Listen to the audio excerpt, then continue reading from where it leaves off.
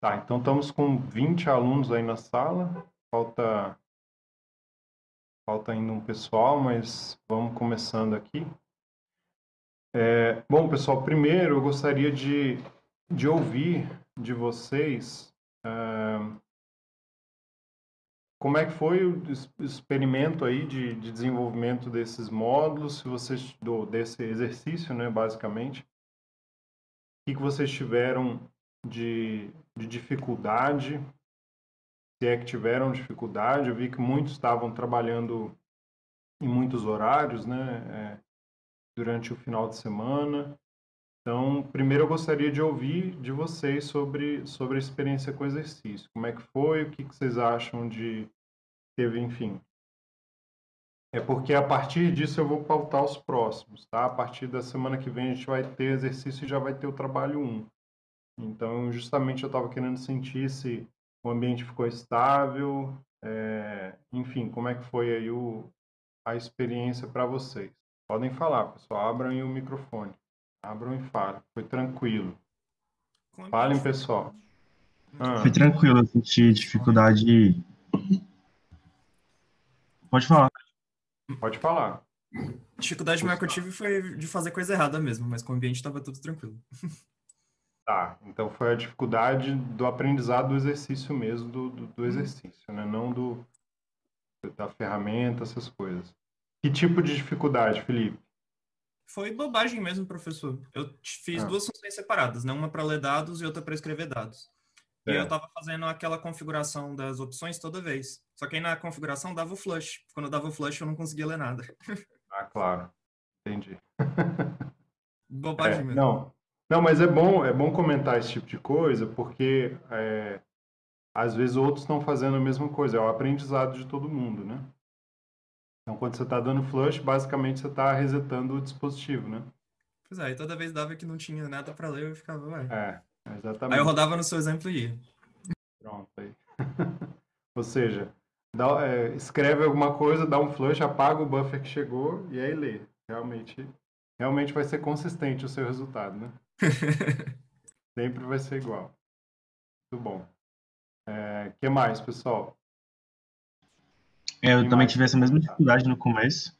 E no final, mas depois eu vi que tava dando flush, tava apagando tudo.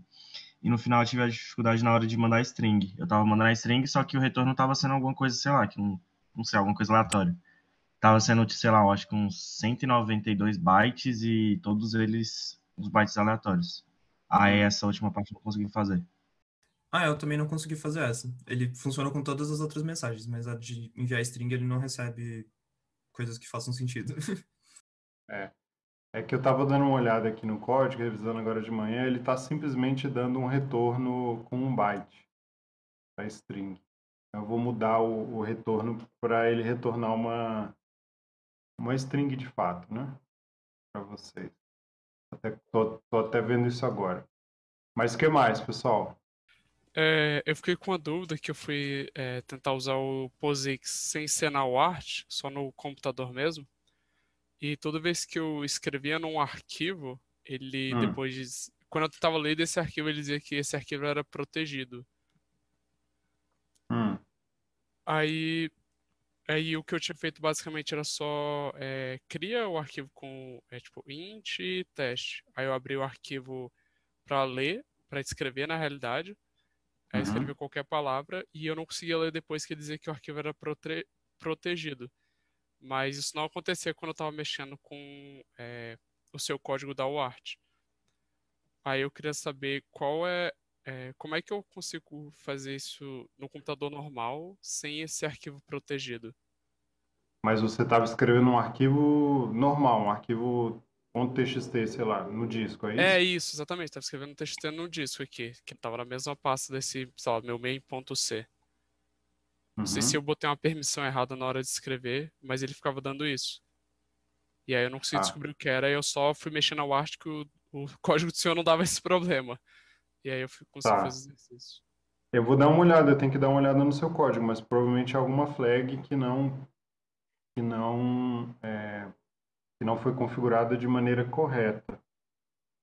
Assim, podemos debugar isso aí junto, pessoal. Alguém mais teve esse tipo de problema ou tentou explorar? Eu não tive não, professor. Tá, quem falou, João? Isso. Tá. O que mais, pessoal? A maioria está calado, eu quero ouvir todo mundo. Como é que foi a experiência? Eu tive muito problema para começar a escrever a primeira parte da primeira função, né? Para ter uma ideia, abstrair e transformar em linha de código que estava escrito no PDF. Mas depois que consegui a primeira, o resto foi bem intuitivo. Tá. Eu estava com uma dificuldade porque eu não sabia se podia escrever mais de um write por função, para mandar tipos diferentes de dado. Mas aí falei com os amigos meus, eles usaram mais de um write e aí as coisas foram mais rápidas depois para conseguir fazer as funções de enviar. Tá, vamos pensar sobre isso. O que é mais de um write por função? O que significa isso, né? É que no caso eu fiz uma função para cada... Na função de enviar, né? Eu fiz os casos, né? O B1, B2, B3 e eu usava mais de um write porque ele pedia para enviar o código, né? Que era um char, depois um int e depois a matrícula que era um array de char, né? Então eu fiz 3 writes, um com um char, um com int e um com array de char. Não, tranquilo. Isso eu entendi também. A pergunta é assim, na interface da UART que você está escrevendo, né, como é que funciona a interface de um dispositivo de caractere? Então, para a gente pensar o porquê que isso funciona. Tá? Por que funcionou 3 writes? Alguém sabe dizer? Alguém sabe dizer, pessoal? Por que funcionou? Por que não foi só um write que funcionou? Aliás, por que não precisou fazer só num write? Eu acho que eu tentei fazer em um write só, usando um buffer diferente de char, mas eu acho que funciona porque quando você escreve, ele para o ponteiro no final da onde você parou de escrever. Aí quando você continua escrevendo, é como se você tivesse usado um write só. Só que você joga, sei lá, você joga o buffer, entre aspas, mais de uma... Opa, ficou mudo aí o microfone. Quem estava falando caiu. Ah, acho que deve ter travado o Era o final. Gustavo, né? Mas, Tá, isso. pode falar, É, eu Gustavo. acho que eu tentei fazer uma vez, fazendo com um buffer, só que não deu muito bom, porque eu não sou muito bom de mexer com buffer e converter de char para int. Aí eu acho que quando você usa 3 writes, ele para o ponteiro no mesmo ponto, depois que você termina de escrever o primeiro write, e ele continua escrevendo dali. Aí meio que não faz muita diferença, um write ou 2 writes. É como se você estivesse dando flush no buffer e entregando para o dispositivo. Tá. Então, quem mais tem opinião sobre isso? É isso que eu queria começar a discutir com vocês, tá, pessoal? Hoje. Um pouquinho desses detalhes, porque isso é muito importante. Deixa eu...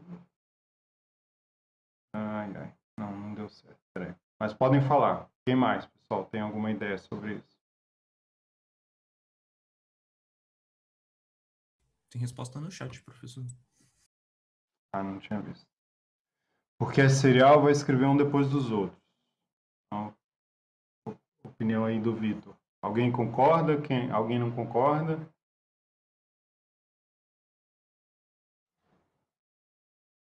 Vamos lá, pessoal.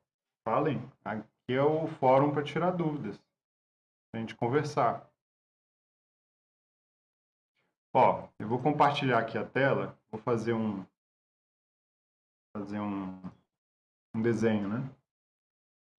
Deixa eu só abrir de novo aqui o chat de vocês por cima para eu poder acompanhar aqui, ó. Então, basicamente, o que nós estamos fazendo é por aí, tá? Essa questão do serial, né? Na prática, o que você está fazendo? Aqui está o seu programa, né? Seu app, sei lá. E quando você quer se comunicar, tá? Você comunica lá com o kernel, você pede para o kernel Opa, aqui eu vou ter que ter uma caneta para escrever, mas tudo bem. Você pede para o kernel assim, ó, eu quero conversar com esse dispositivo aqui, tá? No caso, eu quero conversar através da UART com um dispositivo. Aqui tem o RX, aqui tem o TX, né? Transmissão, recepção. E eu estou aqui dentro da minha máquina, aqui, o kernel está conversando com ele e tal. Então, basicamente, o que o kernel faz, quando você abre, né? Quando você dá um open, tá? Você dá um open e você dá um write, né? Num arquivo do tipo stream, tá? Então, nós estamos falando aqui do tipo stream. Tá? O que é o tipo stream? O tipo stream é o tipo caractere, né? Então, estou trabalhando com stream.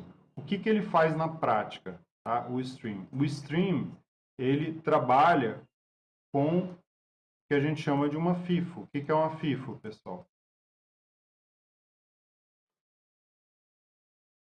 O que é uma FIFO, pessoal? Uma fila, first in, first out. Uma fila, first in, first out, tá? Não é uma pilha, tá, João? Foi o João que colocou ali pilha. Não. FIFO é first in, first out, né? Lembrando, né, listas ordenadas, nós temos vários tipos. Então, confundiu, ok. Não, mas só para a gente esclarecer, né, listas ordenadas. Uma lista, né, encadeada, basicamente, são vários elementos, né, em uma sequência, tá? E aí você pode trabalhar com listas, né, de vários modos. A FIFO é um tipo de lista, né? No caso da FIFO, né, como a gente fala, o primeiro elemento que entra na FIFO aqui, tá? O primeiro elemento que entra, vamos supor que a FIFO tem aqui, sei lá, 1, 2, 3, 4, 5, 6, 7, 8 posições. O primeiro elemento que entra aqui, ele fica aqui, tá? Depois, quando você escreve o segundo elemento, o primeiro vai para cá e assim por diante, tá? Então, isso é a FIFO. O primeiro que entrou vai ser o primeiro que vai ser lido lá na ponta, tá? Então, basicamente, quando você escreve, você já escreve aqui na ponta, né? E você vai enchendo, tá? Então, se você escreveu um só, ele está lá. Se você escreveu 3, ele está aqui, e assim por diante. E, obviamente, a FIFO ela tem um limite, né, físico. Por exemplo, no caso da UART, eu não lembro qual que é o limite, tá? Mas é relativamente alto em hardware. Tá? Isso vai depender do dispositivo. Vai depender se você tem um microcontrolador muito pequenininho, então a FIFO, o bufferzinho dele, né, de entrada e saída, né? O buffer em modo FIFO, ele é bem pequeno e tem dispositivos que têm buffers bem maiores. Tá? Então, por que o write sequencial que foi falado, ele funcionou? Porque justamente você escreveu um dado aqui, depois você escreveu mais 2 dados, depois você escreveu mais tantos dados e eles foram na sequência. Tá? E o dispositivo lá do outro lado, o que ele está fazendo? Ele está aguardando e está lendo, tá, esses dados todos na sequência. Então, ele está aguardando dados, ele faz um grab grande aqui, ele pega todos e lê, certo? Então, assim, de fato funciona você dar vários writes, tá? E da mesma forma, né, essa aqui seria a FIFO do TX, por exemplo, onde eu envio, então ele vai lá para o TX, para o ART, para o TX, e aqui eu tenho outra FIFO do RX, né? Então, que eu recebo aqui da comunicação do RX, ele entra nessa FIFO e eu leio por aqui. Quando o meu aplicativo ele pede para o kernel dar um read, né, eu estou dando um read nessa FIFO aqui. Então, o que tiver aqui no início eu vou ler, tá? Por isso que eu peço, né, lá no read, eu digo assim, quantos bytes eu quero ler dessa lista, tá? E aí você normalmente coloca um valor máximo de bytes para ler, e ele vai ler aquele valor até o valor máximo, tá? Se a mensagem do outro lado for maior do que esse valor máximo, você vai ter que dar um segundo read para ler o restante da mensagem até chegar no final, tá? E muitas vezes é por isso que os protocolos de comunicação via serial, né, via stream, eles definem ao longo do corpo da mensagem qual o tamanho de dados que estão sendo enviados, justamente para você, de antemão, saber. Você lê, às vezes, só o primeiro caractere, você dá um read de 1 byte, às vezes o protocolo tem um cabeçalho, né? A gente vai começar a trabalhar com alguns protocolos já, mas você tem um cabeçalho fixo, né? Que diz o tipo de mensagem que você está recebendo. E aí, a partir do tipo da mensagem, por exemplo, né? Como a gente fez ali no exercício. Se é uma mensagem de um valor inteiro, você já sabe que você vai ler, né, aquele código dizendo que é um inteiro e os próximos 4 bytes. Acabou, você não precisa ler mais nada da UART. Tá? Você sabe que a mensagem está contida naqueles 5 bytes no total. Então, você leu o primeiro, viu que era um inteiro, então leu mais 4. Agora, a string não, a string é variável, não é isso? Então, eu li o primeiro e eu vi que é string. Aí, o que eu faço? Nós estabelecemos que a string, ela funciona dando 1 byte só de tamanho. Tá? A gente poderia variar isso aí, mas o tamanho da string ele é definido em 1 byte. Então, você pode, no máximo, enviar 255 caracteres nessa string que nós formatamos. Tá? Se você quiser string maior, você pode colocar 2 bytes, por exemplo, definindo o tamanho da string, 3, 4 bytes, enfim, o tamanho que você quiser. Mas isso tem que estar estabelecido no protocolo. E a partir disso, o que eu faço?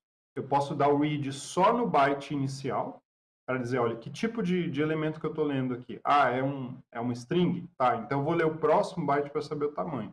A partir do próximo byte, aí eu posso fazer um grab, né? Eu posso pegar já o tamanho inteiro. Né? Ah, a string é de 68 bytes, então eu já leio exatamente 68 bytes da fila, do buffer. Tá? E aí justamente eu pego exatamente aquilo que eu quero. Tá? E com isso, o que eu faço? Se eu estou pegando da UART exatamente o tamanho, né, que eu preciso, se tiverem outros dispositivos compartilhando aquele meio, né, eu não vou capturar dados que não são meus, não são relativos ao meu programa.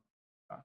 Então, isso também é interessante. Tá? Quando você está compartilhando o meio, você pode, se você... O que acontece no dispositivo de caractere?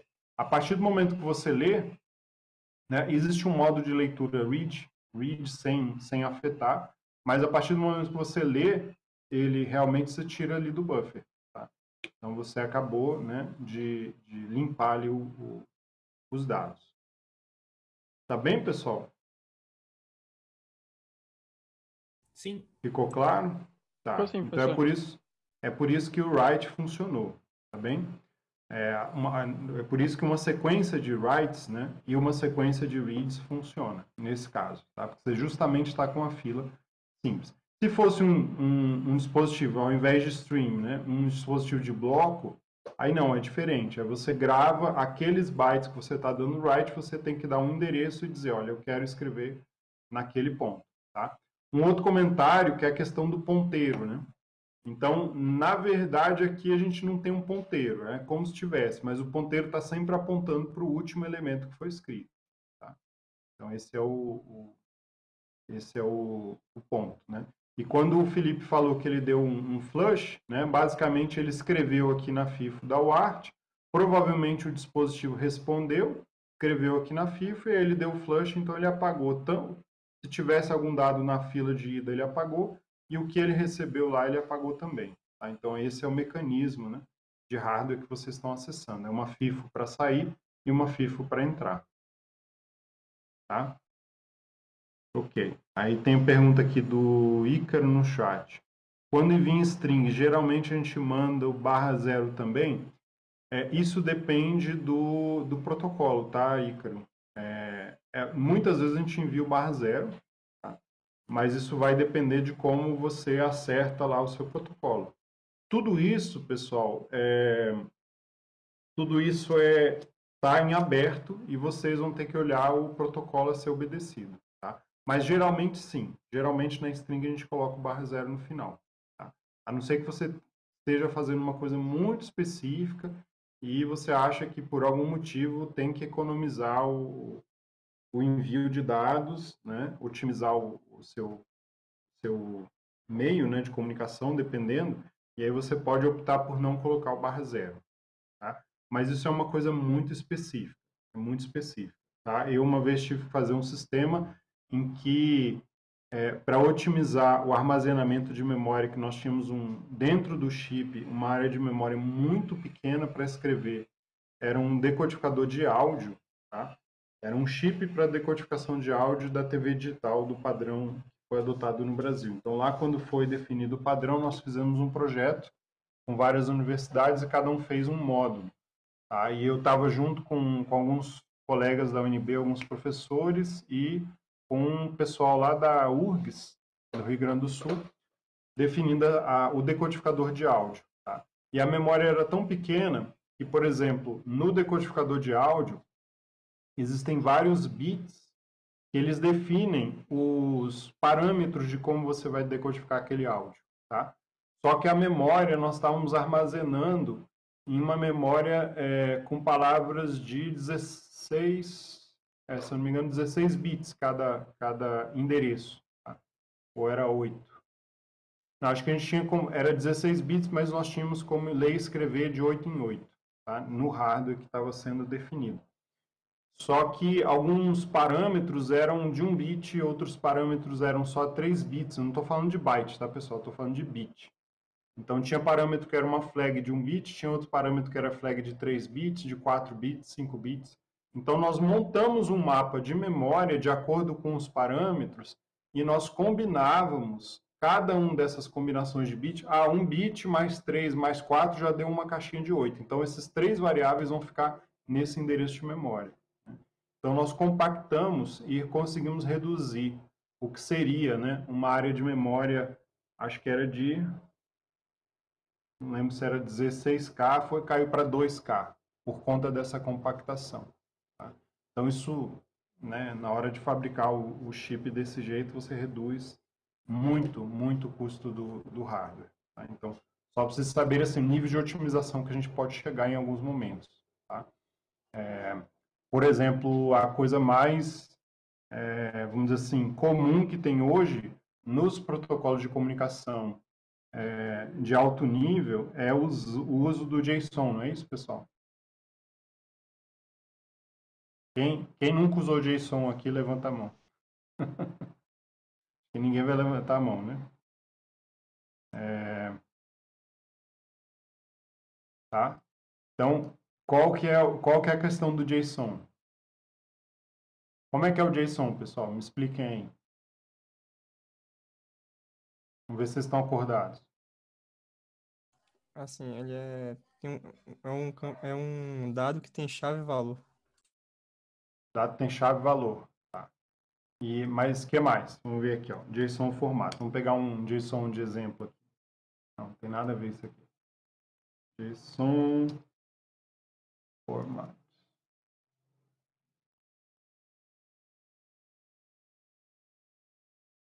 Vamos ver se esse tutorial de JSON tem exemplo de JSON. Deve ter, né? Aqui. Esse é um tipo de exemplo de JSON. Vou pegar um que tem números, só para ver aqui. Não. Aqui já é código. Tá, mas só pegar isso aqui como exemplo. Tá. Então, isso é um tipo de JSON, certo? Um exemplo de JSON, na verdade.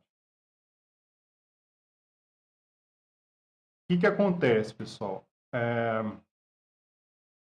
Se você está transmitindo strings no JSON, tá?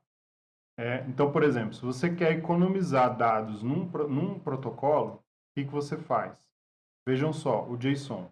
Primeiro ele tem, né, no corpo da mensagem, ele tem aqui o abre chaves, depois a tag, ela é colocada entre aspas, depois você tem 2 pontos, e aí depois você manda, por exemplo, a string com a vírgula. Então, esse aqui é o caractere final de elemento, né, para você fazer o passe. Depois você tem outra tag e você tem outra string. Então, assim, para a transmissão de strings, ele é um formato bom, tá? Ok. Agora, imagina que você quer enviar, deixa eu ver, JSON array of integers. Vamos ver aqui como é que ele faz. Aqui. Esse tem um exemplo de array de inteiros.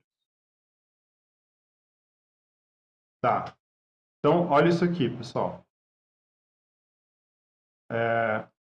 O ID provavelmente é um inteiro.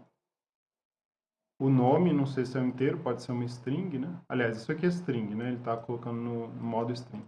E aqui eu tenho os inteiros, certo? Como eu estou passando todos os inteiros em modo texto, o que acontece, pessoal? Qual o tamanho disso?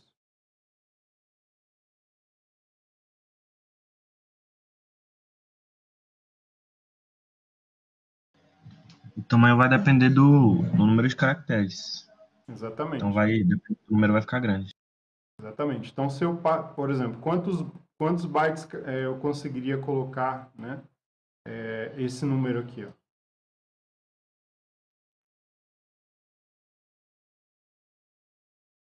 Em quantos bytes caberia o 668, pessoal? 2 bytes. 2 bytes, né? Claro, que se você for padronizar, você poderia falar, é um inteiro, 4 bytes, certo? Mas dependendo, principalmente, o inteiro nem tanto. Agora, se você estiver trabalhando com float, e principalmente float com muitas casas decimais, tá? É muito comum o JSON ficar uma mensagem muito grande. Tá? Então, isso pode ser um problema de acordo com o nível de otimização que você quer, por exemplo, de rede. Tá? Nós estamos finalizando um projeto aqui na UNB, não estou vendo o pessoal aqui na aula, mas tem gente que estava no projeto que está aqui no turma. Mas, enfim, e é um projeto de IoT, tá certo? E aí nós fizemos um experimento mostrando o propositor do projeto, ele solicitou, é um projeto de IoT, ele solicitou que tudo fosse navegado em formato JSON. O problema é que praticamente tudo que trafega são dados de medidas. E às vezes são medidas, tá? De, por exemplo, você tem um array de 200 posições de ponto flutuante. Tá? E cada mensagem que é trafegada, ela é trafegada desse jeito. Ela tem mínimos de string e o máximo, quase tudo são dados brutos para você montar gráficos e fazer medições e tudo mais. Então, o que acontece? Nós fizemos uma demonstração para eles, né? E eles optaram por usar o JSON, porque nós queremos que seja fácil da gente escrever programas, né? Porque o JSON é meio que padrão. Tudo bem. Só que todos os experimentos que nós fizemos, o formato da mensagem em JSON que eles solicitaram está, em média, 5 vezes maior do que um formato, por exemplo, de um protocolo pré-definido. Por exemplo, se eu tenho um array de 200 números em ponto flutuante, tá? Se eu usar em JSON, o que vai acontecer? Tá? Eu posso colocar um número que é isso aqui, ó. 2 ponto, isso aqui, elevado a 10. Certo? O que seria isso aqui em JSON? Então, é uma string. 1, 2, 3, 4, 5, 6, 7, 8, 9, 10, 11, 12, 13. Tá? Se eu colocar negativo aqui, 14. Tá? Então, eu estou usando quantos? 14 bytes para transmitir esse dado aqui. Tá? E no formato JSON, é 14 bytes mais ainda uma vírgula, não é isso? Opa. Não é isso? Tá? Para passar para o próximo. E assim por diante. Tá? Então, o que acontece? 14 bytes. Qual o tamanho de um float, pessoal? 4 bytes. 4 bytes. Tá? Se você quiser um double, seriam 8, mas a gente está usando float. Então, aqui eu estou 14 bytes. Tá? Eu posso resumir para 4. Certo? E aí, se você tem padronizado, que você vai mandar sempre um array de 200 floats, porque esse é o equipamento está fazendo esse tipo de medição e ele manda sempre 200 floats, tá? Em sequência, você está multiplicando isso aqui é variável, na verdade, né? Depende lá do número, mas você está na média 12 a 14 caracteres, enquanto você poderia mandar só 4, que estaria representando exatamente o mesmo número, certo? Então, é o tipo da coisa, desculpa, é o tipo da coisa que tem que se pensar, né, em ambiente de transmissão, né, o quanto que você quer otimizar aquela transmissão. Então, no caso, né, a discussão, o debate é o seguinte: isso aqui está indo por uma rede de dados 3G, tá? Os dados estão trafegando. E você está pagando por byte. Por byte, assim, por dados, né? Tá? Então, isso é um problema. Tá? Se fosse pela internet, você estaria, tudo bem, é maior. Outra coisa é que, no caso, né, da rede deles, eles estão falando de milhões de dispositivos se comunicando todos os dias com o servidor. Tá? Então, está sendo uma discussão lá, porque um dos engenheiros está batendo o pé. Não, o JSON é mais fácil da gente portar para outras coisas depois. Falei, bom, tudo bem. Agora você tem que multiplicar isso por alguns milhões por dia, né? Milhões de comunicações, tá, pessoal? Não é milhões de reais. Mas isso pode chegar a muitos milhares de reais no fim das contas, tá? Então, assim, é o tipo da coisa que aqui nesse nível, né, de protocolos, de embarcados, e principalmente quando você está trabalhando em escala, certo? Não é um exercício de sala de aula que você está mandando um byte aqui, outro ali. Você está transmitindo dados, trafegando numa rede o tempo todo. Isso aqui vai fazer diferença, tá? O tamanho dos pacotes. Enfim, só para a gente abrir um parênteses, né? E comentar alguns detalhes de protocolos e decisões de projetos, esse tipo de coisa. Tá bem? O que mais, pessoal? Nada? Todo mundo calado? Assim, no caso, se eu enviar uma. Se eu, por exemplo, envio uma. Eu coloco mais coisa. Eu crio um array que ele é grande. Aí eu não Uhum. preencho todo esse array. Enfim, se eu Certo. mando, se eu mando ele, se eu mando o endereço dele para o Art, ele no caso vai mandar todo o lixo que eu coloquei nesse array? Quer dizer, que tá nesse array? Se você mandou, como é que é? Fala de novo. Tá, eu tenho um array que é bem grande, né? Tá, eu tenho um array, Certo. sei lá, de 100 posições. Uhum. Aí eu preenchi só 50.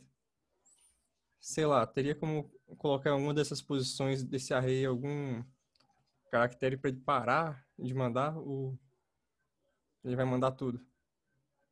Não Mas aí você importa. está me falando de um array de tamanho variável, é isso? Não, Sim, sim. não entendi o seu raciocínio, José. É, Assim, é, você está falando que em alguns momentos você vai ter um array de tamanho variável. E se você não preencher ele, você preencheria com lixo ou colocaria um caractere para parada, é isso?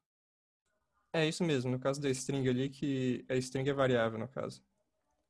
Tá, então, no protocolo de comunicação, nesses casos, normalmente a gente define o tamanho variável, ou seja, é por isso que eu coloquei lá no documento para vocês.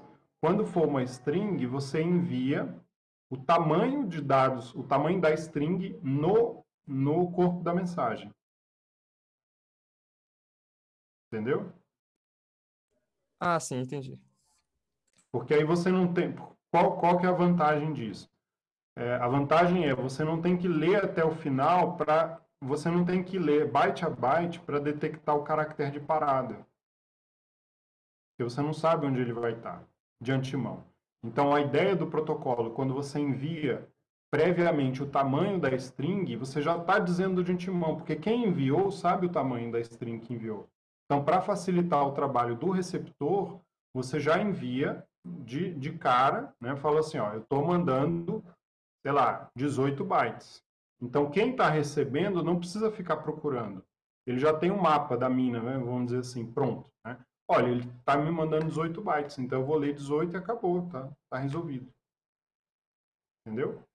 Ah, É entendi. por Era isso que a isso. gente faz, por isso que a gente faz esse tipo de acerto, né? Para facilitar a comunicação e o interpretador do outro lado ele já saber o que ele está recebendo. Né? Então facilita para ele o, vamos dizer assim, o que ele vai de fato fazer lá do outro lado. Tá? Ok, pessoal? Mais alguma questão?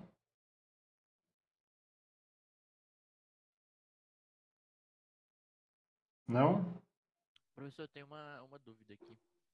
Pode É, falar. do jeito que está ligado a RASP no Arduino, a comunicação Você pode falar Wi-Fi. só um pouquinho mais alto, Rodrigo? Que eu acho que está bem baixinho aqui. Ah, tá.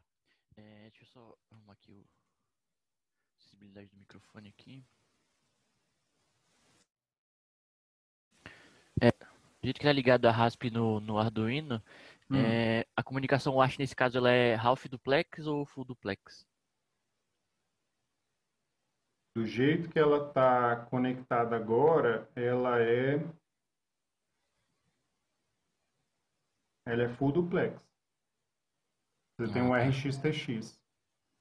Aham. É porque você tem fisicamente, aqui o que acontece? Você tem fisicamente um canal de recepção e o canal de envio, tá? Então, já que você levantou essa bola, né, eu ia comentar isso na próxima aula, falar um pouco sobre isso, mas que é quais são os meios, né, quais são os tipos, né, de conexão nesse sentido aí? Quais opções que a gente tem, pessoal? Os tipos de conexão, como assim? Ó, tipos de comunicação que você falou aí do full duplex, né? Então, tem 3 tipos básicos, né? Vocês lembram? Então, você falou no full duplex. Qual outra opção? E um Que half não duplex? seja full duplex. Half duplex. Opa, faltou F aqui. E o que mais? Vocês lembram do outro? Tá ali no chat, eu acho, né? Simplex. Ah, tá no chat. É que eu cliquei aqui e sumiu o chat. Simplex. Ah, tá sim. João Robson falou, exatamente. Então, João, você que levantou a bola aí, explica pra gente o que é cada um.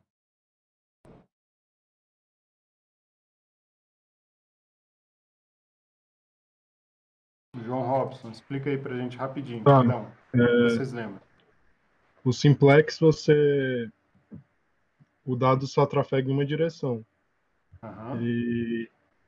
Então, ou você só manda ou você só recebe. E você não pode, diferente do half duplex, que no half duplex, durante um momento você pode enviar e no segundo momento você pode receber. No simplex, ou você só envia ou você só recebe. E no full duplex, você envia e recebe no mesmo momento. Exatamente. Então, full duplex é, né, as dois ao mesmo tempo. Por exemplo, a conexão. Como é que é a conexão Wi-Fi hoje, pessoal, da maioria de nós? Ela é o quê? Vocês sabem? Ela é simplex? Não, é full duplex. É half duplex? É full duplex? Eu acho que é full duplex também. Eu acho que é full duplex. Como é que seria o full duplex em ondas? Eu estou puxando, estou enchendo o saco de vocês, mas ó, a maioria só tem o Wi-Fi half duplex, porque só tem uma antena, tá? Com uma antena você só consegue ou transmitir ou receber. Os roteadores Wi-Fi que são dual band para cima é que são full duplex, tá? Já ouviram falar nisso, né?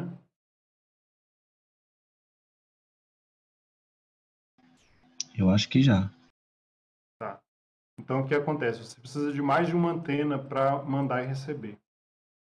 E isso é um problema, tá? Porque, por exemplo, quando você coloca um roteador num ambiente compartilhado com muitas pessoas, se ele tiver uma antena só, ou ele está recebendo ou ele está enviando de um computador para o roteador. Então, os outros computadores, celulares, assim por diante, eles ficam aguardando aquela transmissão terminar para eles poderem entrar no canal de comunicação. Tá? É por isso que em ambientes compartilhados é muito interessante que você tenha roteadores não só com um processador interno mais rápido, mas também com várias antenas funcionando, tá? Porque aí você pode estabelecer comunicações em paralelo, tá? É claro que a antena única, ela fica chaveando, tá? Assim, o tempo de conexão e de transmissão de um dado, ele é pequeno, tá? Você tem os pacotezinhos tudo. Mas mesmo assim, você tem um atraso grande ali na comunicação. Tá? Então, por isso que a comunicação do Wi-Fi, ela, às vezes, é muito instável. Depende da quantidade de pessoas que estão ali usando ao mesmo tempo, ela tem um limite bem claro, tá? O Ícaro está perguntando aqui, tem como não ser dual band e ter mais de uma antena?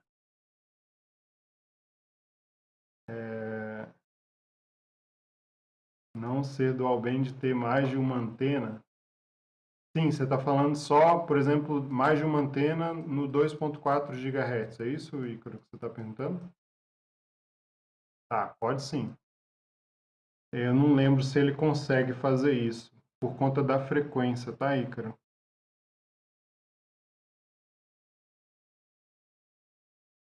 Eu vou dar uma lida nisso aí, porque eu sei que ele faz uma divisão, ele teria que operar num canal separado, tá?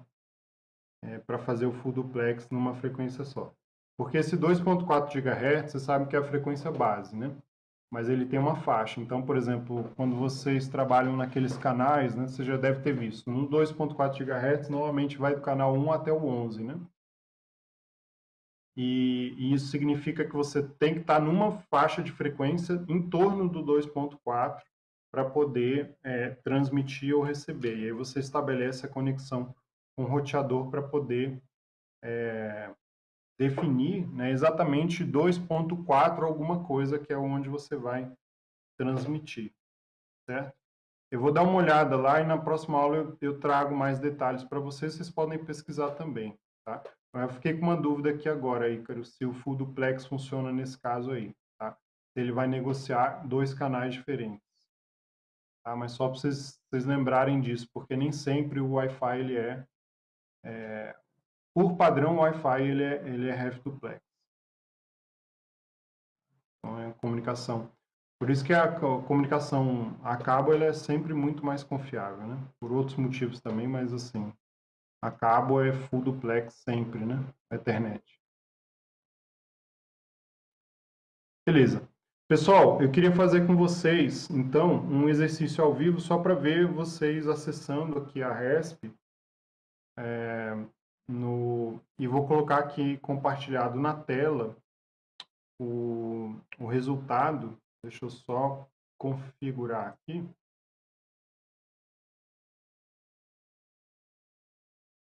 Ver se está tudo certo.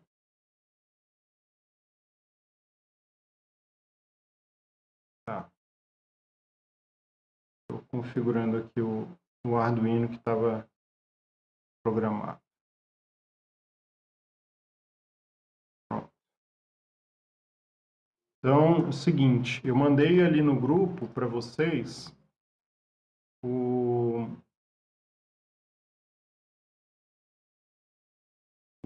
mandei o link, né? Que é essa porta 13070, é a que está atualmente ligada, tá?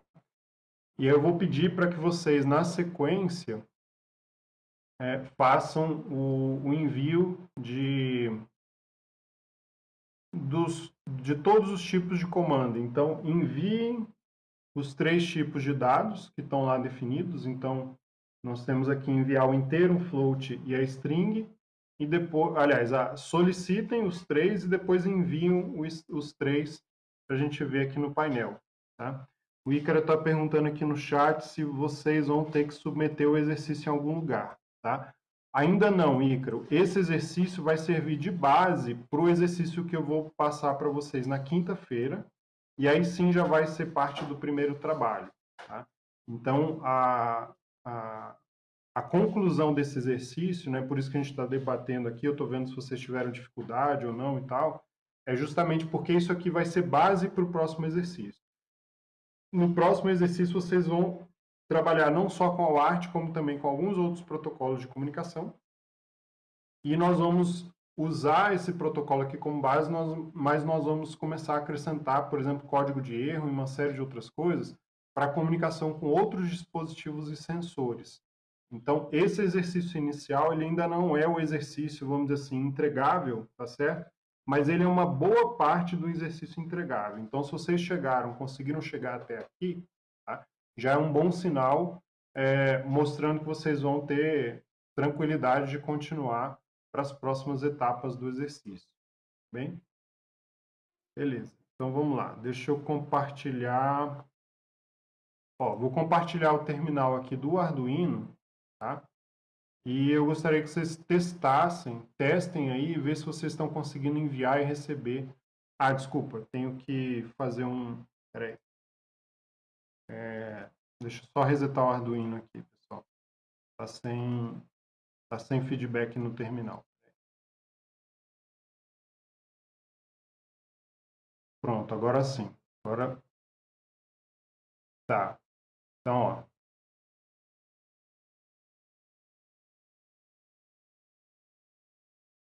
Então tá funcionando aí. Opa, tá dando algum problema ali na matrícula, tá indo negativo.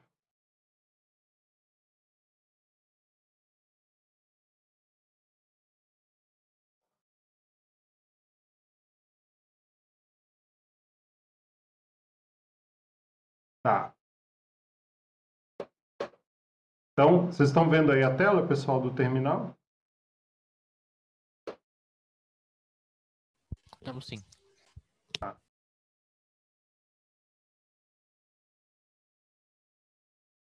Tá.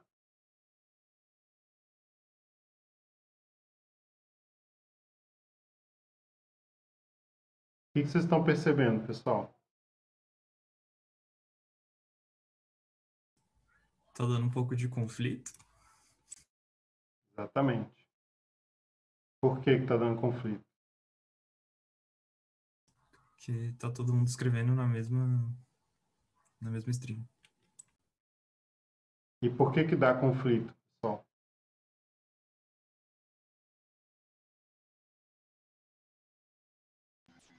Imagine que isso é um produto, tá? Pode falar. É por conta da limitação do meio físico. Só tem uma porta para todo mundo. Uma porta não, um canal de comunicação para todo mundo. Tá. E como é que... o que está dando de errado, pessoal? O que vocês acham que está dando de errado nisso aí? Acho que o sistema operacional está escalando outros programas na hora que você está enviando ou recebendo. Exatamente. Então, o que acontece? Principalmente aqueles que decidiram, né, enviar dados em writes separados, é o maior possibilidade de ter interferência no meio, né? Alguém pode ler enquanto você está escrevendo a mensagem. Exatamente. Ler não, escrever em cima, né? Escrever, né? Escrever. Lembra que a gente está numa FIFO, né? Então, a leitura é uma coisa, né? Também dá interferência, porque alguém pode estar lendo o dado que você está recebendo, né? Que você estaria recebendo. Então, a pessoa está lendo alguma coisa que você enviou, né? Mas esse é um ponto. Tá? Então, bom, é só para mostrar aí, né? Está funcionando. Eu não sei se a taxa de erro que vocês estão recebendo aí.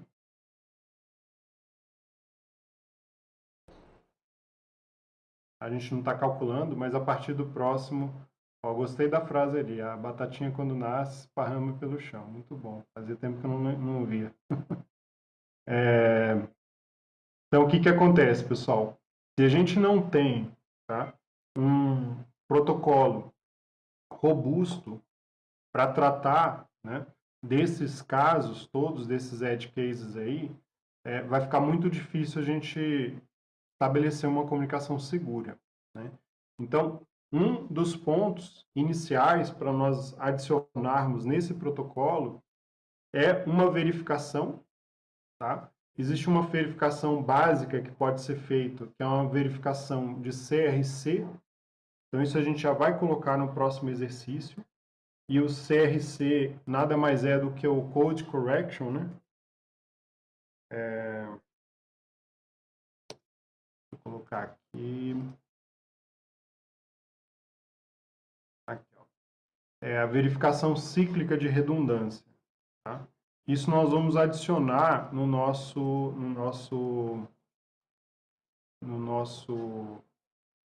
código, tá? A partir já do próximo exercício. Então, deixa eu ver aqui. Tá, então tá dando aí um monte de problema, deixa eu só compartilhar aqui a outra tela. Então, um dos pontos que nós vamos usar, tá, já na próxima aula, ou no próximo exercício, é o CRC, Cyclic Redundancy Check. Tá? Basicamente, o que ele faz, tá? Ele tem uma tabela, deixa eu ver se está aqui nessa... Tem a tabela do CRC aqui. Tá? Tem vários níveis de CRC, mas basicamente o que ele faz alguma coisa parecida, não é bem com o SHA, tá? O SHA é muito mais sofisticado que isso. Mas basicamente todo dado que você transmite, né, no final do pacote você adiciona uma sequência do CRC que é baseado no conteúdo dos seus dados. Então, o algoritmo que dá para você, normalmente a gente vai usar um CRC de 2 bytes, tá? Então, você vai mandar 2 bytes no final, que é fruto desse algoritmo do CRC, que ele pega o conteúdo da mensagem que você está enviando, passa por um algoritmo, e esse algoritmo vai gerar um valor, tá?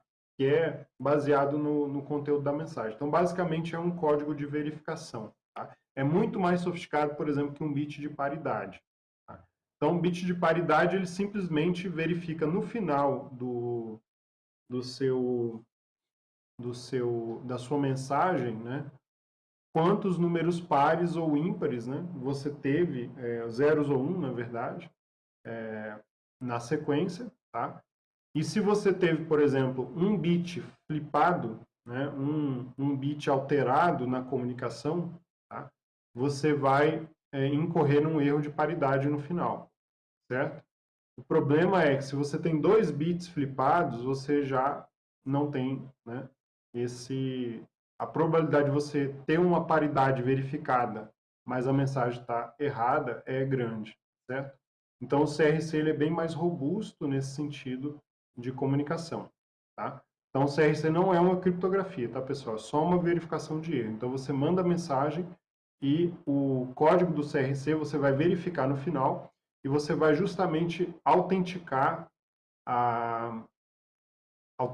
você vai verificar se a mensagem transmitida ela está íntegra, certo? Então, o que aconteceria? Nesse caso que nós estamos vendo aqui do exercício, o que aconteceria provavelmente, isso não resolveria a quantidade de conflitos que estão acontecendo, necessariamente, tá? Vocês continuariam um escrevendo em cima do outro, mas o Arduino ele não estaria recebendo tanto lixo. Tá? Por quê? Porque o lixo que ele estivesse recebendo, ele estaria verificando e rejeitando. Tá? Então, esse é um passo, um aspecto, tá? Para vamos dizer assim, proteger, né, a consistência da mensagem que eu tô recebendo. Tá? Por que isso é importante, pessoal? Então vamos pensar, pessoal. Por que é importante eu verificar o que eu estou recebendo? Para onde que estão indo essas mensagens, pessoal, no meu equipamento?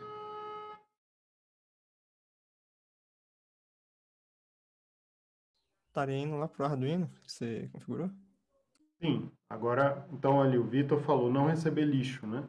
Então, assim, ela está indo para algum equipamento, certo? No caso é o Arduino, mas o que o Arduino representa nesse caso? O que o Arduino representa, pessoal? O dispositivo embarcado, o sensor, o que for? Exatamente, algum dispositivo, né? Pode ser um robô, por exemplo, e quando ele recebe lixo, a roda dele gira para o lado errado. Tá? Então, pode ser uma coisa simples assim. Pode ser um banco de dados que eu estou salvando os dados. Tá? Pode ser um dado num sensor, né? Eu preciso saber o valor correto dele para o meu dispositivo tomar uma decisão, certo? Enfim, pode ser infinitas coisas, tá? Mas, basicamente, se eu não tenho consistência, se eu não tenho garantia de que o dado que eu recebi, ele está consistente, tá? Eu não posso tomar algum tipo de ação baseado num dado inconsistente. Então, né, eu preciso diminuir, né? Provavelmente aqui a gente recebeu agora uma string, ó. Tá vendo? Uma quantidade grande, né? Que veio e assim por diante. Então, provavelmente eu vou ter que dar um flush aqui também no... Algumas coisas vieram aí. Um flush no Arduino. Então, assim, o código do Arduino não está bom, porque ele não está protegendo contra esse tipo de questão. E ele também, de vez em quando, ele tinha que dar um flush para liberar a memória. Então, quando ele identifica erro, na prática, eu teria que dar um flush para corrigir, para entrar na próxima mensagem válida. Tá? Então, isso é muito importante fazer. Tá? Não só a consistência. E lembro, né? Entre vocês também estão dando um flush aí, né? Toda vez. Na UART, não é isso?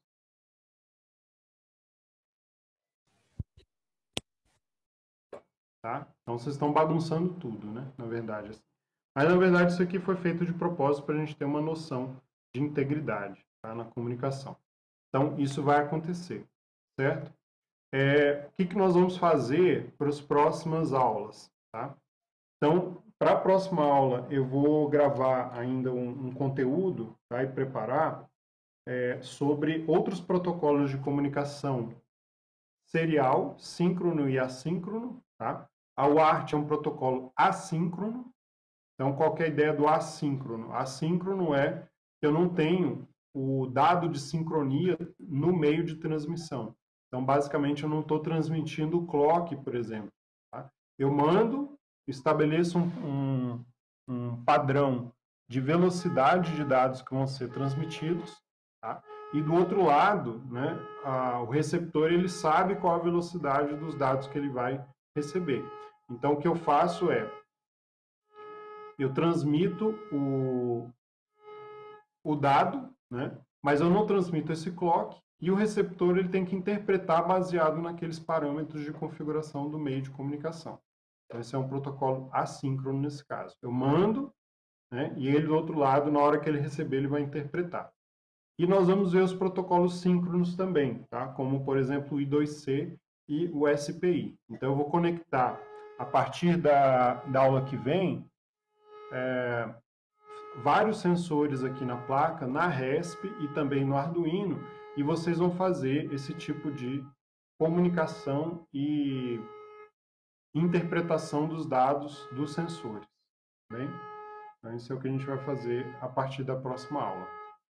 Tá. A pergunta para finalizar aqui a aula é: quando vocês enviam, quero ver quem prestou atenção, quando vocês enviam um dado, um inteiro, qual o retorno que vocês recebem?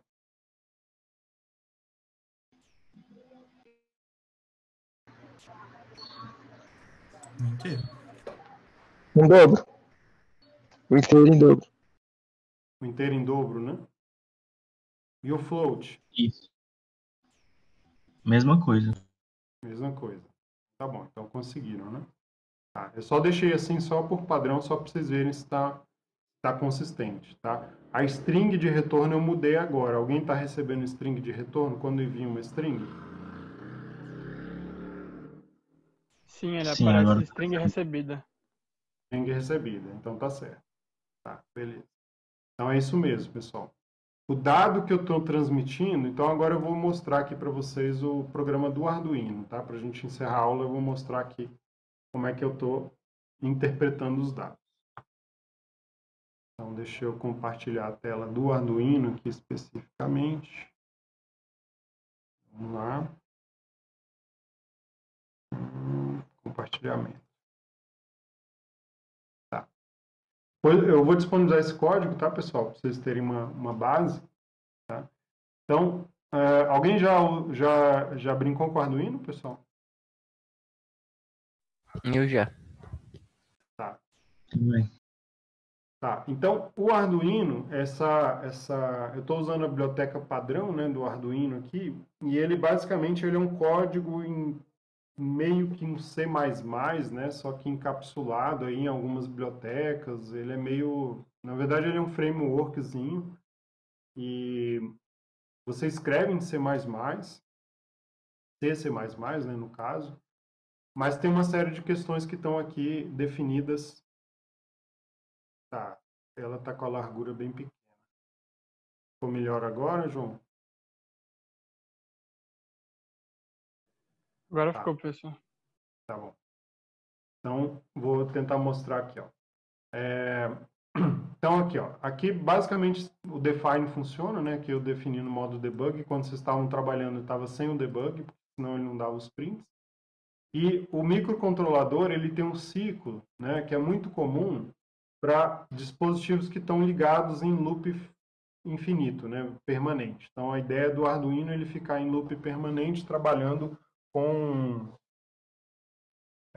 o mesmo algoritmo, né, sendo interpretado. Então, como é que funciona? Você define um setup, né, tem uma função de setup, onde você vai definir as configurações iniciais do dispositivo. Então, essa função de setup ela é padrão, esse nome aqui, e ela é executada justamente no início quando você liga o Arduino. Tá? Quando você liga o microcontrolador, lembra que eu não tenho sistema operacional nenhum rodando. Tá? Eu só tenho esse programa rodando, bare metal. Né?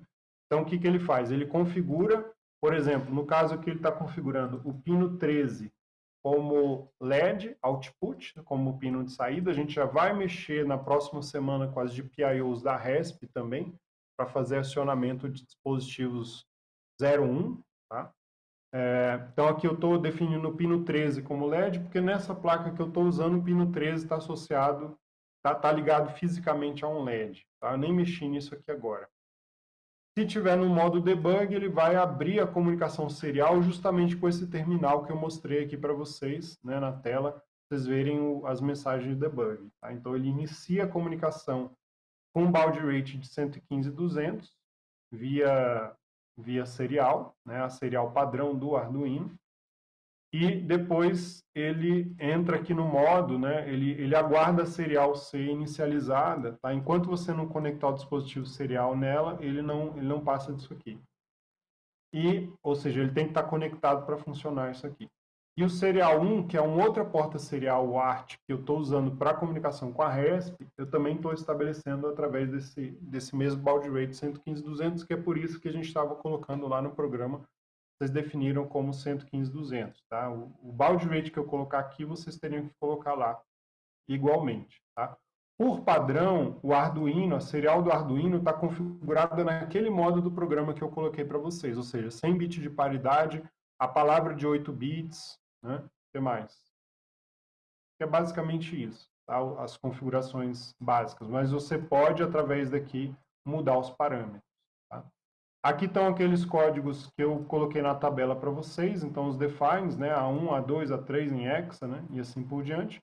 Aqui estão as mensagens, a mensagem que envio pela UART para vocês e a mensagem de resposta. Tá? E aqui estão aqueles dados hard-coded, tá? Uma coisa bem simples. Então, o dado inteiro, provavelmente vocês estavam recebendo esse dado aqui, e o dado float é o pi, né? Aproximado. Tá? Aqui eu estou trabalhando com union para alguns casos, para o float e para o inteiro, já vou mostrar para vocês. Então, quando eu leio da UART, tá, um número X de bytes, tá, aqui eu estou lendo da UART que está vindo da RESP, tá, eu defino aqui o i igual a 0, né, então enquanto eu não li todos os bytes que eu quero ler, lá da UART, ele fica nesse loop, e ele verifica se o serial está available. Então, isso aqui é uma chamada blocante, que ele justamente aguarda, né, a serial estar disponível, dados estarem disponíveis na serial. E aí eu leio byte a byte, tá, nesse caso aqui. Eu dou um read e eu dou um read justamente para esses dados recebidos aqui, que é uma variável global, tá aqui, ó, no máximo 256 dados. Tá? Então, eu estou recebendo para ela. Tá? Aqui é um modo de ler matrícula. Tá? Então, eu chamo, né, a leitura da UART de 4 bytes. Tá? E aqui eu simplesmente fiz um conversor muito básico, mas eu poderia fazer de outras formas, para converter isso aqui num dado inteiro. Tá? Então, a matrícula de vocês, cada byte eu multiplico por, eu interpreto ele como inteiro, né? Tá? Eu pego o dado bruto lá do char, interpreto como inteiro e multiplico por 10 para poder colocar a matrícula naquela ordem. Tá? E aqui eu dou print na matrícula, que é o que está saindo ali naquele... esse serial print é o debug, tá, pessoal? Então, se tiver no modo debug, eu faço isso. Se não, eu simplesmente leio o dado. Tá? Aqui eu leio o inteiro em si, então eu faço um main copy, tá? Essa é uma outra forma de fazer. Então, eu leio os 4 bytes, os dados recebidos, os 4 bytes recebidos, eu copio para a memória do inteiro. Então, seria uma outra forma de fazer isso aqui, tá? Só para mostrar para vocês. Tá? Eu estou usando o main copy mesmo. Né? Então, eu pego cada byte e coloco na sequência ali do inteiro. Tá? Eu poderia fazer exatamente a mesma coisa aqui, só para vocês verem a equivalência. Tá? Então, para quem está acostumado a mexer com C, tá? Isso aqui é muito comum a gente fazer transferência de informações pelo main copy, né?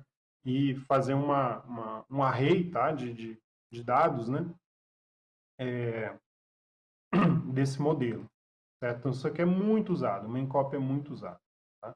E aqui eu estou dando um print na tela no modo debug. Né? Então, estou colocando lá, o inteiro recebido foi tal. Tá?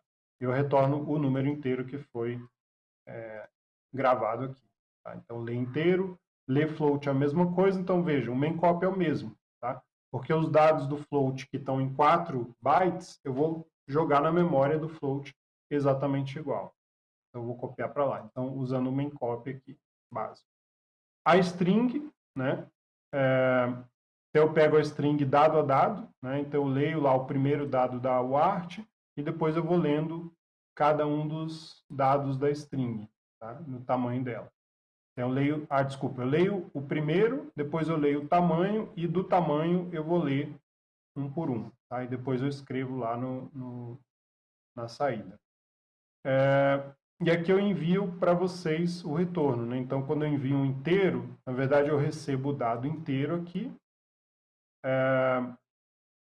O que eu estou fazendo aqui? Tá, aí o que eu estou fazendo? Ó? Eu estou usando o union para pegar o dado e copiar para o valor inteiro e enviar ele no valor de bytes. Em vez de usar um main copy, né? Eu estou usando esse artifício aqui. Já trabalharam com union, pessoal? Alguém sabe como é que funciona isso? Nunca trabalhei. Nunca? Tá. Então, o union, pessoal, em C, deixa eu só explicar bem rapidinho para vocês. Cadê a bagunça lá no board? Tá?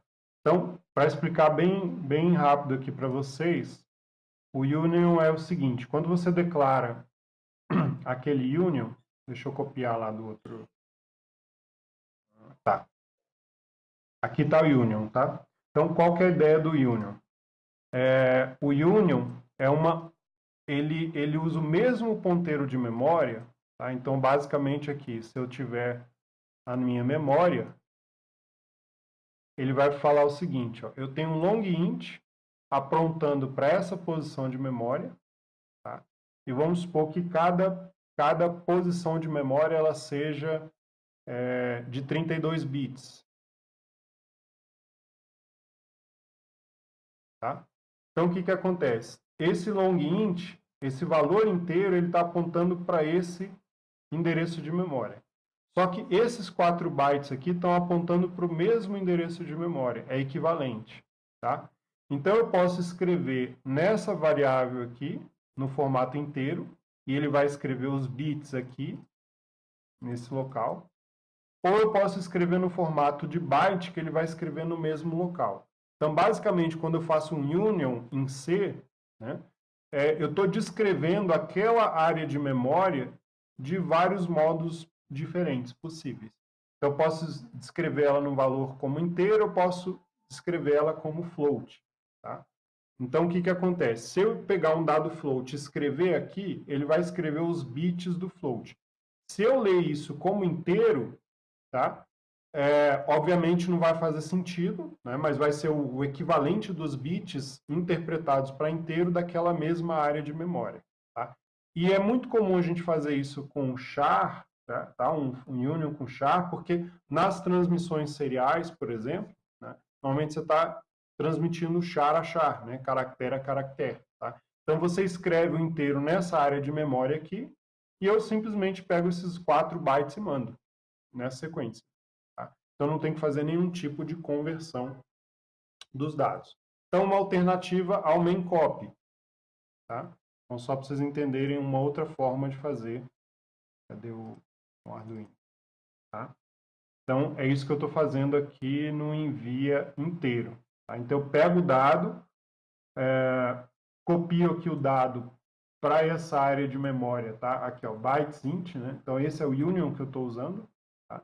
Então envia dado ponto valor int, eu pego o dado inteiro, copio para lá. E depois eu pego o envia dado bytes e envio os 4 bytes dele. Mesma coisa com float. Tá bem? Esse é um outro artifício aí de C que a gente usa muito. E o envio string, eu pego lá a string e o tamanho dela e envio ela inteira. Tá? Então, aqui são as funções auxiliares, tá? Para ver que o código nem está modular, ele está num arquivo só, é bem simples. Tá? Isso aqui, o ideal a gente teria modularizar o código, né? Mas aqui eu deixei bem simples e como exercício. E aqui eu tenho um loop, né, principal. Então, no Arduino, né, microcontrolador de modo geral, tá, pessoal? Todo microcontrolador. Você coloca a função de setup, que é a configuração inicial, as portas, o baud rate de serial, se você vai ter conversor AD, se você vai ter flags específicas, registradores que você vai configurar, enfim. Tudo isso é feito através daquela função de setup lá no início. E depois você tem a main, tá? É um loop principal, esse loop aqui. Então, na sintaxe do Arduino, na verdade, isso aqui vai ser convertido por um programa C, C++, e vai ser compilado. Tá? Não é esse código aqui que vai ser compilado, é um código, isso aqui é como se fosse um pseudocódigo que vai ser traduzido para C, para depois ser compilado. Mas, basicamente, esse loop é a minha função, entre aspas, parte da minha função main é o loop principal. Então, ele vai traduzir isso aqui para um while true, e ele vai ficar nesse while true, tá? Esse void loop aqui.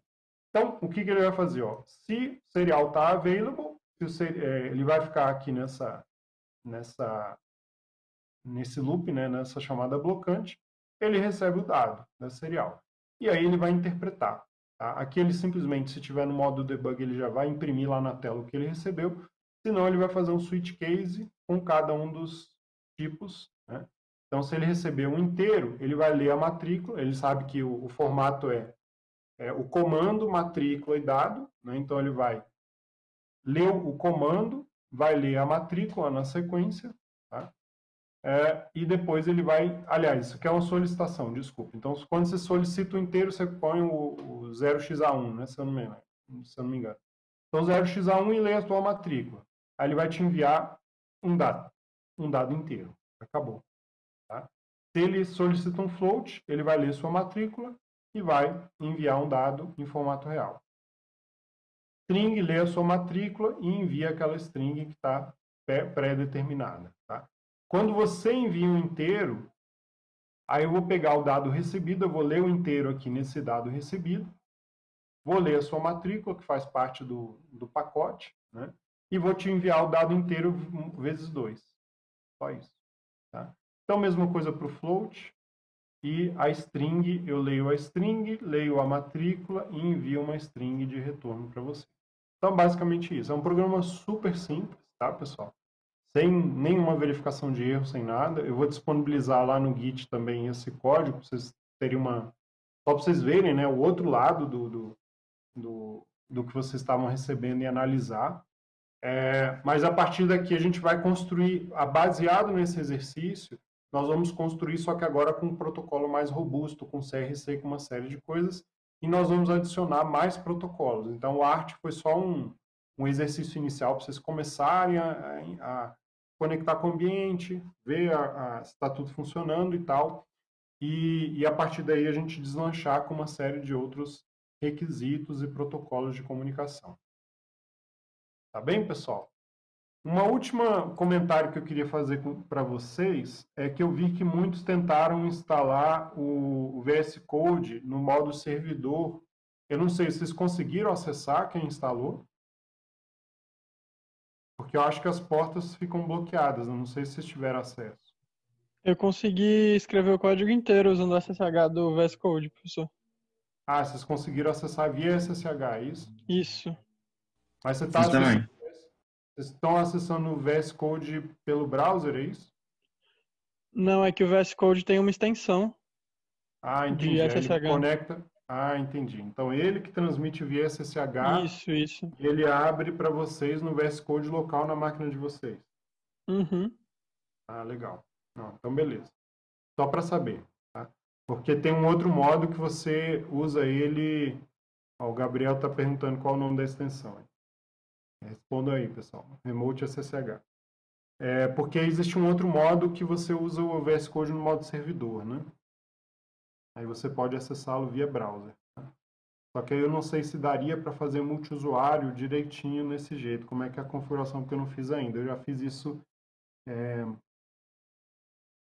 local, quer dizer, eu acesso via porta 80 mesmo, ou 443, e acesso o VS Code dentro do browser, tá? É uma outra forma de fazer. Via SSH é melhor. Então, bom que vocês conseguiram aí acessar. Tá bom? Vi que muitos copiaram, né, aqui para dentro do projeto. Nós vamos usar o VS Code para desenvolvimento lá na frente do... Vou sugerir para desenvolvimento na ESP, tá, pessoal? Tem um template, eu vou passar para vocês, que configura o ambiente todo da ESP no VS Code de maneira bem legal. Bem com como é que é? IntelliSense, né? Com tudo funcionando. Com todas as bibliotecas da ESP. Mas isso a gente vai ver bem mais para frente. Tá bom? Mais alguma questão, pessoal? Tranquilo? Assim, no caso, a string e os inteiros que eu recebo quando eu envio é a mesma que eu enviei, né? Os inteiros que você recebe, quando você envia um inteiro, você tem que receber um inteiro multiplicado por 2. É o que está aqui, ó. Cadê? Aqui, ó. Quando você envia um inteiro, eu pego o seu dado inteiro, multiplico por 2 e te envio de volta. Vê se você está recebendo desse jeito, José. Assim. Não, tô recebendo um número negativo estranho aqui, tô enviando errado. Tá, então verifica. E o float é a mesma coisa, ó, vezes 2, tá? Então, se você mandar negativo, ele vai ser negativo vezes 2. Positivo é a mesma coisa, tá? Então, dê uma olhada. Eu vou colocar o código esse código do Arduino lá no repositório, e aí vocês vão poder ver qual a ideia, tá? Que está do outro lado do código. Eu não disponibilizei antes para ver se vocês conseguiam fazer mais no escuro mesmo, sem saber exatamente, né? Só baseado no datasheet, entre aspas, que vocês conseguiriam fazer, tá? Muitas vezes, em sistemas embarcados, o que a gente vai ter, a única coisa que nós vamos ter é o datasheet do equipamento. Tá? O datasheet, basicamente, é a ficha técnica, né? Do equipamento, tá? Então, você quer usar um sensor, acessar um sensor. Você só vai ter o datasheet dele e o que ele envia e o que ele recebe. Você não tem o código interno que está rodando no sensor. Tá? Então, o que a gente tem que fazer é justamente, né, fazer a comunicação e tentar acessar. Aí o Ellison pergunta aqui, professor, tem como colocar aquela tela do Arduino? Estou em dúvida se a minha string está certa. Então, eu vou colocar aqui. Compartilhar. Tá aí. Verifica aí, Ellison. Tá certo, né? Esse aqui? Tá, beleza. Não, só para saber. A outra ali, string recebi. Bem? Então, deixa eu ver se eu consigo...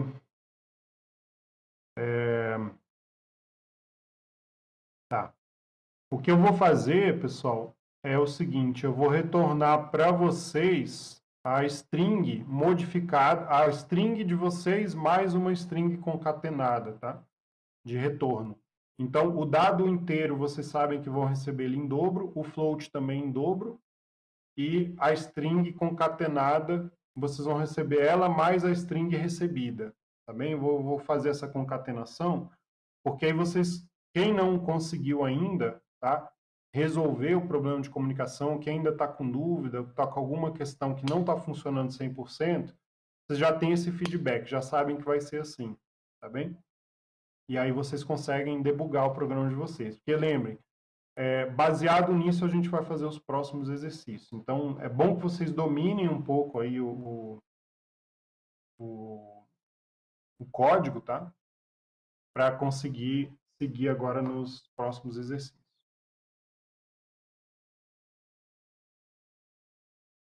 Aqui tá dando ruim. Tá bom. Então, vocês fiquem conversando. Agora virou chat, né, pessoal? Legal. Bom, então é isso, pessoal. Então, obrigado. Mais alguma dúvida? Mais alguma questão? Não? Podemos encerrar? Acho que é isso, professor.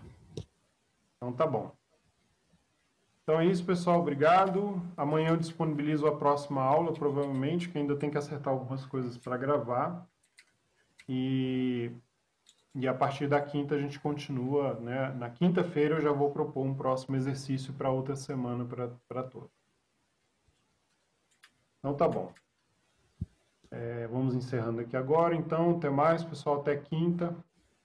Abraço para todos. Valeu, professor. Até mais. Falou, professor. Bom dia. Falou, professor.